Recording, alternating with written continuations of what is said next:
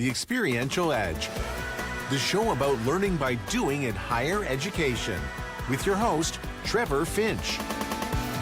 All right, welcome to the Experiential Edge podcast for post-secondary instructors looking for ideas, answers, roadmaps to building better learning environments. I'm your host, Trevor Finch. So one of the biggest challenges in higher ed is teaching in a way that feels real, right? Case studies, lectures, all the things that we have to do. They explain the what, but rarely do they recreate kind of the pressure, the intensity of when we're doing it. When we move into the workplace, right? We're for ourselves, but even for our students, they're going to have to be expected to make decisions that are made with incomplete information. There's time constraints, real consequences. That's a hard thing to simulate on paper.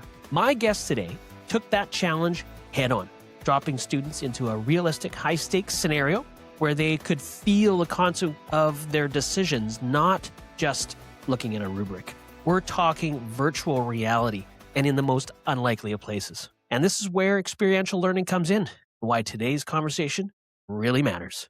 All right, joining me today, Jennifer Hainsworth, a business instructor at Olds College of Agriculture and Technology. Now, Jennifer, my first question is, when we think of VR, we think of things like applications for sciences, for medicine, automotive, manufacturing, who knows? You're not teaching in any of those areas, are you? No, I'm not. So what do you teach and where did you say this is where VR fits in? For sure. So I teach in the business program actually at Olds College, and I didn't start with VR. Like many instructors, I started with a teaching challenge, we can call it. I noticed that students could explain concepts during lectures or case discussions, but they were really struggling to apply those ideas to what I would call messy real world situations and making decisions when there wasn't a clear right answer, and to try and really get them fully engaged beyond surface level participation.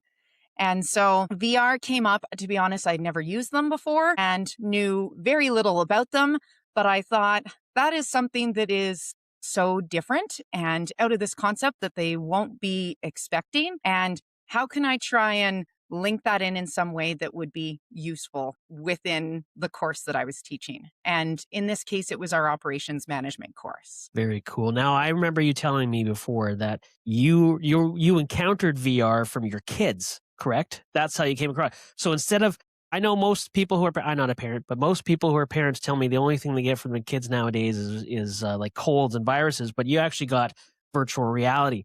So how, maybe just start with sketching out, instead of, we can get into the why and what happened, whatever, but let's just get into what you actually did. So describe for everyone how you implemented VR, what the platform was, and basically in a Coles Notes version of how you split up the students and what you were planning to get out of it.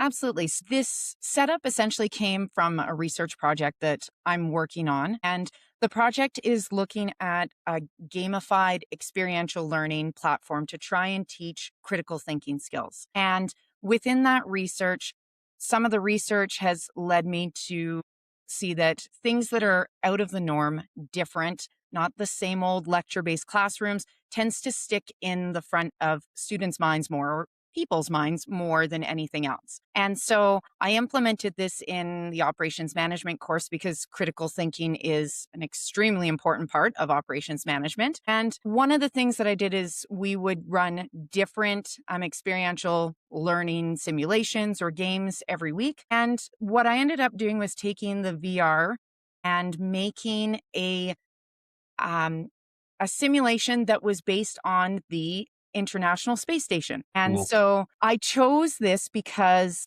to be honest, budget is always an issue, as we all know, in the public sector, post-secondary. And the International Space Station simulation was created by NASA on the VR headsets, and you can actually go on there and experience what it is to be an astronaut on the space station. And it's all based on the actual schematics of the space station and the computers and everything like that is up there. And so again, with budget, I did not have enough for all 30 students in my class to have their own VR headsets. So I also thought that the space station would work well because I had part of the class that was mission control.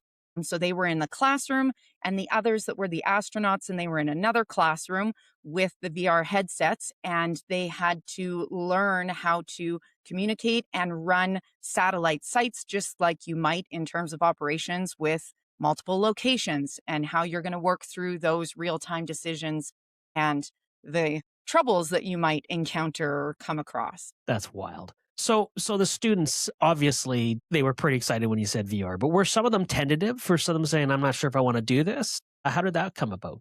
Absolutely. I had a bit of both. I had some that were extremely excited and couldn't wait to put them on. And then I had others that opted not to put them on. Of course, there's all the safety steps we went through first to make sure if anyone had seizure disorders or got motion sickness, because again, we weren't just in VR, we were in space in VR. So everything is spinning around and moving. So we didn't just start easy. We went all the way to the other end of the spectrum. That's crazy. So when you did this, though, you had specific learning outcomes, skill sets you wanted to develop. Tell me a little bit about those. Absolutely. So for the operations management class, one of the things that I did with that framework that I talked about before was identify the top 20 critical skills in operations management. I meant with industry representatives, my own experience, and forward thinking in terms of what are some of those future skills, and came up with that list of what is it that we really want to teach. And then each of those experiential learning modules and simulations that we did would try and cover a good, maybe 3 or 4 of them that it really focused on. And there might be others that communication comes in almost every situation where you're within a group, but some were more specific to those scenarios. Absolutely. So was this just a one class, several classes all year? How was that format? So for the VR itself, we ended up having 2 classes of VR with it. And that allowed us to go through the big sort of process with the International Space Station one. And then we also did another smaller scale decision-making sort of game with those VR headsets as well. Absolutely. So was this marked for grades? Was this an assessment or more of an activity? I would say it was mostly a formative activity. However, there was a reflection after to try and solidify what they learned and what each individual learner took forward from it. Because I think that's important from this process because everybody's going to sort of look at it from a different lens. And so those reflections were for marks, but it was really more about, did you engage with the content? Did you give, honest feedback? And will that help you in terms of, the marks for that? So the reflections in general, what were some of the reflection comments that you got that you've now taken and going to move forward into perhaps your next iteration? Yeah, I got a lot of positive comments that people really enjoyed how different it was. And the class was also a Monday morning at 8 a.m. And we all know how much everybody loves Monday mornings at that time. And so students sort of had this overwhelmingly positive aspect of we're doing something different, and they feel like they can actually apply themselves and test out some of those steps in that low risk environment. It's like, well, if I make a mistake, it's fine. I can learn from it and move forward. I also, one that sticks in my head, I had a reflection and I started to read it, and they said, this VR experience frustrated me so much. And I was like, oh no, like this idea was a terrible idea as I'm reading through it. And I finally get to the end and the student was like, I really appreciated it because it showed me that things aren't always going to be easy and there's going to be a lot of ambiguity. And how am I going to work forward and address that? And something that they had never sort of come in contact with before in their lives. And I think anybody that's worked, well, anywhere, I would say business is everywhere we are, knows that there's a lot of ambiguity at times and you never know whether it's going to be the right or the wrong decision until later on, right? And so that was really neat to see because even someone that found maybe the experience itself was difficult still pulled something out of it that was meaningful to them. And I think that's almost, it resonates with me a bit more than even the people that are just like, oh, it was great and it was wonderful all at the beginning. We always tend to grow more when we're challenged. And Yeah. so I really appreciated that. So it's interesting you bring up that point about the ambiguity, the lack of, you need not always having clear instructions, not obviously knowing exactly what the outcome is supposed to be or how you're supposed to get there. Those are the skills that when I was teaching, all the feedback that was given from management in terms of what industry was looking for said those are the skills that students out of post-secondary were most lacking. Right, if they didn't have some sort of real experience. Now, not every student is going to get that perfect summer job, an internship, a co-op to learn that. Now, so to me, that seems very valuable. However, were you able to connect the dots from what they did in this VR experience to the business world of operations management in a business? And did the students kind of give you back that feedback, or did you see that they were able to connect those dots? Yeah, absolutely. So part of the other steps that we did would be after the activity, we'd have a discussion based on those skills. And then we would talk about those operations management concepts, those theories, and how does this apply? Where would we see that within the actual workplace, essentially? And then in the reflections, they also had to identify in their own lives, where have they either experienced this, where this might have helped, or where could they see that based on what they would like to do in terms of industry within the business world of how that could apply there. Oh, that's cool.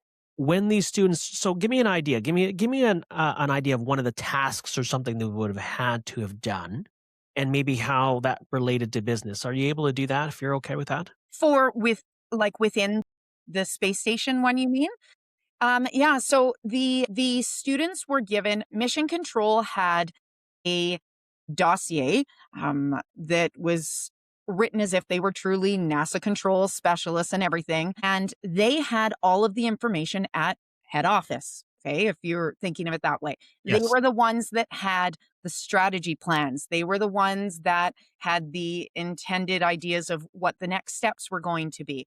And then those that were in the actual space station had nothing. So they were there awaiting information and steps on how to move forward. There were no operating procedures for them. There was nobody there that had additional training minus some very short sort of parameters of what are you doing in this space station and why are you floating around in here? And Mission Control had to determine within this new satellite location, excuse the pun in terms of satellite, but within this new different location that you've just established, how is it that you are going to get it to complete the task that your business needs?